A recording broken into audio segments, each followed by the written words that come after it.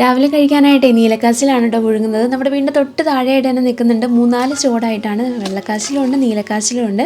മൊത്തത്തിൽ പടർന്ന് നിൽക്കുന്നതുകൊണ്ട് കിളയ്ക്കുന്ന ഭാഗത്തെല്ലാം കാച്ചിലായിരുന്നു കേട്ടോ. നീലക്കാച്ചിലാണെങ്കിൽ ഒരുപാട് വലുപ്പം വെക്കത്തില്ല, വെള്ളക്കാച്ചിലാണെങ്കിൽ നല്ല വലുപ്പം ഉണ്ടാവും. അതിൻ്റെ ഇടയിലാണെങ്കിൽ നമ്മുടെ ഒരു പൈപ്പ് അതിൽ പോകുന്നുണ്ടായിരുന്നു. കമ്പിയൊക്കെ വെച്ച് ഒരു വിധത്തിലാണ് കേട്ടോ പൊട്ടിച്ചെടുത്തിട്ടാണ് ഇത് എടുത്തത്. ഇത് നന്നായിട്ടൊന്ന് കഴുകിയും കൂടി എടുത്തപ്പോൾ നല്ല തണുപ്പായിട്ടുണ്ട്. ഇനിയുള്ള ദിവസങ്ങളിൽ കുറച്ചുകൂടെ തണുപ്പ് കൂടിക്കൂടി വരും കേട്ടോ. ജനുവരിയിലൊക്കെ ആകുമ്പോഴത്തേക്ക് നല്ല തണുപ്പാവും. കാച്ചിൽ നമ്മൾ നന്നായിട്ട് ചെത്തി കഴുകിയും കൂടി എടുത്തിട്ടാണ് കേട്ടോ വന്നത്. ഇനി നമുക്കത് ആവിക്ക് വെച്ചിട്ട് പുഴുങ്ങാം. ഒരുപാട് വെള്ളമൊക്കെ കെട്ടി അങ്ങനെ പോകത്തില്ല. ആവിക്ക് വെച്ച് പുഴുങ്ങി എടുക്കുകയാണെന്നുണ്ടെങ്കിൽ ഒന്ന് ആവി കയറി വരുന്ന സമയത്ത് തന്നെ നമ്മൾ ഉപ്പും കൂടി ഇട്ട് കൊടുക്കണം കേട്ടോ.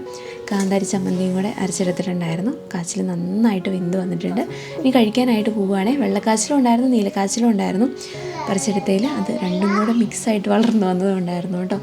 ഈ തണുപ്പത്ത് കാന്താരി ചമ്മന്തിയൊക്കെ കൂട്ടി കഴിക്കാൻ അടിപൊളിയായിരുന്നു കേട്ടോ. നമ്മൾ ഭക്ഷണം കഴിച്ച് കഴിഞ്ഞിട്ടേ നമ്മൾ ക്രിസ്മസ് ഒക്കെ വരുമല്ലേ, അപ്പോൾ അതിന് വേണ്ടിയിട്ട് കുറച്ച് ഡെക്കറേഷനും കാര്യങ്ങളൊക്കെ ചെയ്യാനുണ്ടായിരുന്നു.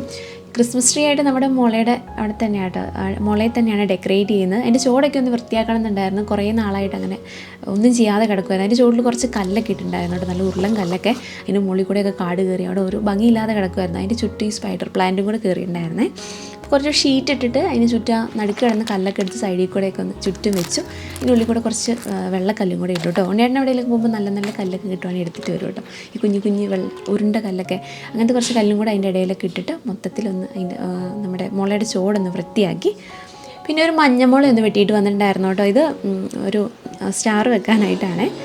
ഇതിൻ്റെ ഇടയിൽ കൂടെ കുറച്ച് സീരിയൽ ബൾബുകൾ ലൈറ്റ് ഡെക്കറേറ്റ് ചെയ്യാനായിട്ടുള്ള കുറച്ച് സംഭവങ്ങൾ മുളയിലും അതിൻ്റെ ചോട്ടിൽ കൂടെയൊക്കെ ഇട്ടിട്ടുണ്ടായിരുന്നു. ഈ സ്നോ പോലത്തെ ലൈറ്റൊക്കെ കാണാൻ നല്ല ഭംഗിയുണ്ടായിരുന്നു. പിന്നെ ഒരു സ്റ്റാർ പോലത്തെ ലൈറ്റ് ബാക്കിൽ കൂടെ ഇട്ടു. മുള ഈ ഇടയ്ക്കാണ് വെട്ടിയത്. മൊത്തത്തിൽ കരിഞ്ഞ് നിൽക്കുകയാണ്. അത് ഈ സമയമായിട്ടാണെന്ന് തോന്നുന്നു. മൊത്തത്തിൽ പുല്ലാണെങ്കിലും മുളയാണെങ്കിലും മൊത്തം കരിഞ്ഞ് നിൽക്കുമായിരുന്നു കേട്ടോ.